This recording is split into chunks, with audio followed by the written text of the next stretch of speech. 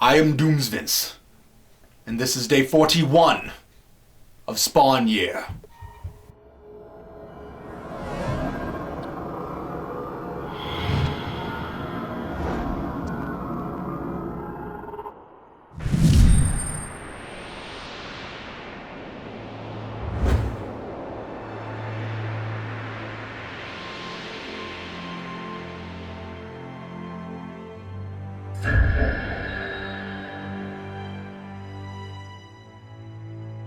I've had to review some odd comics during Spawn Year already, but today my subject is odd by its very nature.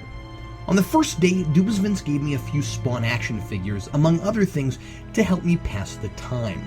He didn't do it out of the kindness of his heart, but because, I suspect, he believes the more Spawn-related merchandise he can surround me with, the crazier it'll make me, and the harder it will become to complete my task each day. As the days go by, Doomsvince continues to send me this stuff, often waiting to send figures of certain characters until I've met them in the comics.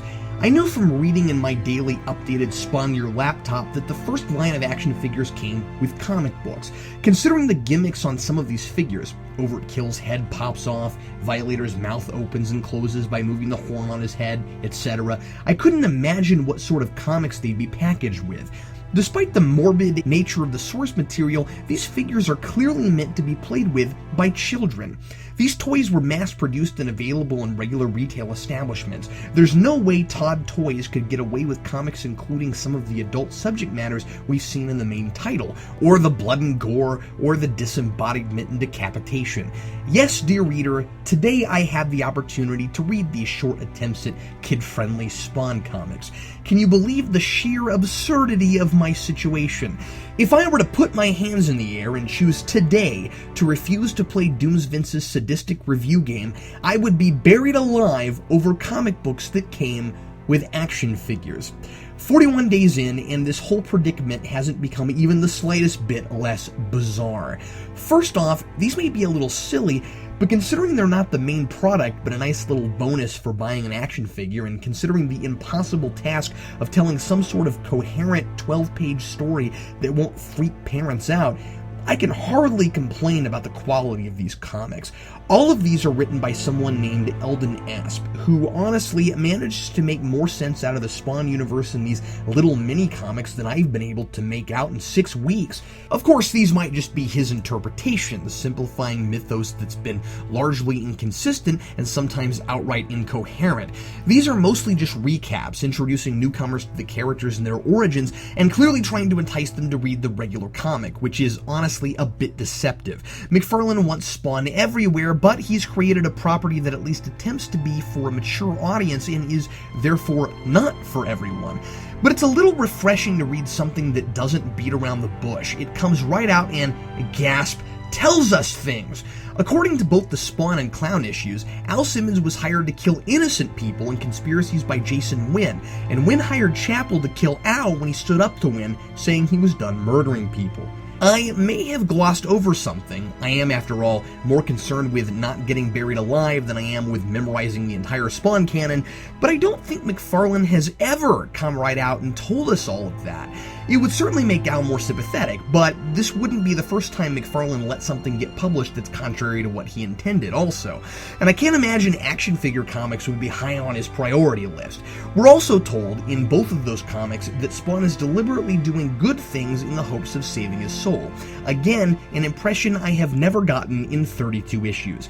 So, briefly, here's what each of these little comics does. Spawn recaps Al Simmons' death and his deal with Malebolgia, and establishes that his ultimate goal is to somehow get his life back. It's drawn by Brad Gorby, the only artist who draws 2 of these, and I think the most competent and closest to mimicking McFarlane's style, which they all seem to be attempting, save maybe the Clown issue. Clown.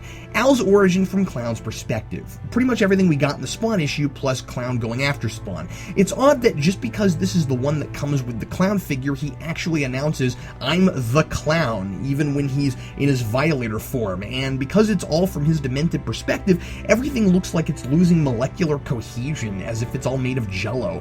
I don't know what Flint Henry was thinking when he drew Malebolgia, but his jaw is totally human looking, and he looks like someone sculpted him out of granola.